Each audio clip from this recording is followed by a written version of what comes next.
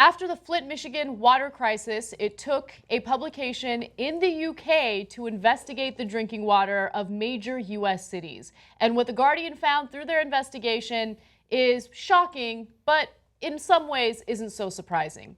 So what they found was that at least 33 US cities used what they refer to as water cheating tests that potentially concealed dangerous levels of lead. Now, I want to be clear about something. This doesn't necessarily mean that these cities have severe lead contamination in their drinking water. But what it does mean is that officials within these cities are purposely using cheating methods in order to manipulate the results of the water tests. So of these cities, 21 used the same water testing methods that prompted criminal charges against 3 government employees in Flint. 2 states, Michigan and New Hampshire, advised water departments to give themselves extra time to complete tests so that if lead contamination exceeded federal limits, officials could resample and remove results with high lead levels. Now, that's not the worst part. The worst part is the types of methods that they've used, even though the EPA has deemed those methods inadequate, wrong, you're not supposed to do it, right? Some cities denied knowledge of the locations of lead pipes, failed to sample the required number of homes with lead plumbing, or refused to release lead pipe maps, claiming it was a security risk. I love how the U.S. has now turned into like this ridiculous country where everything is a security risk. You're a whistleblower, you're a security risk. You do anything to stir the pot or, speak truth to power, you're a security risk. It reminds me, unfortunately, a little bit of Erdogan, the president of Turkey. If you criticize me at all, that's an insult. And insulting the president is against the law. I'm going to have to lock you up. 1,800 people locked up just since 2014 for insulting the president, including now a 14-month suspended prison sentence for a former Miss Turkey. So in this case, though, I mean, look, we don't want to slip into that. Sometimes I see Erdogan and I see Trump, and I go, I mean, he's talking about how he'd lock up the press, right? And he says, oh, you're sleazy, and I'm going to teach you. He says, no, I probably won't kill the press. That's what Trump said when challenged about Putin months ago, right? And now he's saying, oh, you guys are all sleazy. Yeah, I'm going to continue to yell at you and do all these things and treat you in this way when I'm in charge. Now, look, I get it. Sometimes, look, we talk about how some of the mainstream media is enormously frustrating. But we have to respect freedom of the press, freedom of speech, all those things, so we can hold government accountable. Because when you're not looking, all of a sudden they start cheating on the lead tests, and they start cheating on this, and they start cheating on that, just to cover their ass, because God forbid, you'd hurt their careers.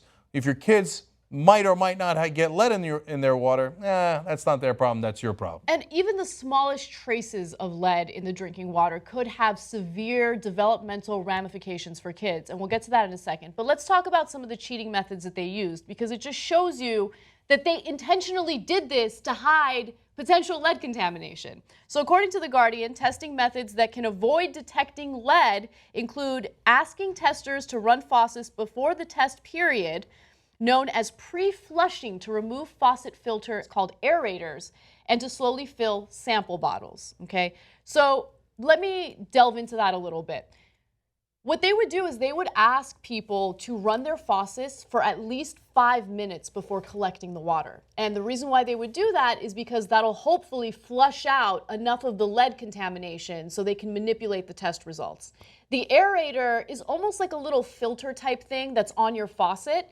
And what happens is it collects lead if the water is contaminated with lead, right? So the officials would ask people to take that aerator off.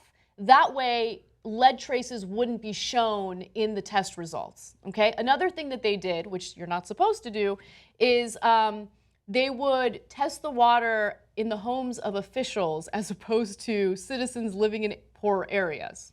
Gee, I wonder why. I mean, come on. So here's what you don't do before brushing your teeth. Run the faucet for 5 minutes. Right. Right? And so the reason you do all the things that Anna just pointed out is to make sure that you don't catch the lead, because you fear there might be lead. Exactly. If you were not worried that there would be lead, you just do the test normally. And also the people that are authorizing this understand this. They know that if they don't get the lead and the lead is actually there, that's poisoning the kids in a way that is irreversible. I mean, I think about the rage I would have if I found out my kids were drinking water that had lead in it and that was doing permanent mental damage to them. Yeah, so let's get to that. In the 9 years since the EPA last updated lead regulations, a substantial body of peer-reviewed science has shown no level of lead is safe for humans. Tiny amounts are associated with impaired development and behavioral problems in children, and exposure is linked to a propensity to commit violent crimes. So this is one of the most underrated things. I mean, partly because of Flint, now people are beginning to talk about it. But we talked about it on the Young Turks many years ago. There's a great study done that showed that the high level of crime that we had in the 70s and 80s was most likely linked to, of all things, lead. And lead in the paint. Yeah. In the paint that came out of the exhaust of the cars, most importantly, because it was in the air, right? And when we actually cleaned up the environment, and yes, you could partly thank Ralph Nader for that, and you could certainly thank progressives for that, who fought hard to make sure that we cleaned up the environment so we wouldn't poison all of ourselves, right? And you know what happened? Crime levels went down. And then Republicans raised their hands and said, you see that? We were tough on crime, and we got rid of the homeless and the squeegee men and stuff, and that's why. No, when they did analysis of cities that did that and didn't do that, crime went down in both cities. And they found out, oh, when you look at all of the data, the thing that is most directly linked to is lead, okay?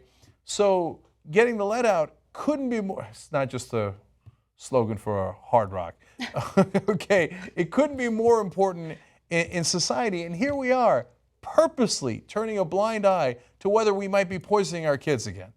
So, look, there's supposed to be consequences for this. They do this because they think, we'll get away with it because we don't have to worry about the poor. We're just going to get the rich people's money and get elected anyway, and then we'll trick the poor into voting for us. It's just crazy. Because when you have private financing, you serve private interests. You don't serve the public. That's what we got to, if we get the money out, then we can get the lead out. We are the richest country in the world, and we have unsafe drinking water, and we have people working 40+ hours a week and still not making enough money to feed their children. That's America right now. Now, look, last thing on this. When I first came to America, I found it to be an awesome and wondrous country. I was 8 years old.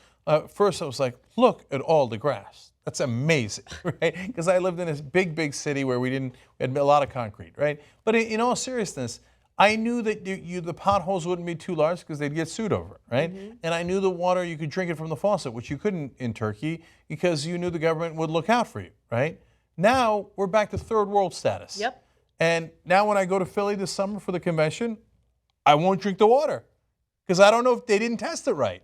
So it might have lead in it, it might not have lead in it, but you're going to take that risk? I certainly wouldn't. So if you live in Philly, Boston, Detroit, Milwaukee, Chicago, these are giant cities. Now you don't know whether you and your kids are safe.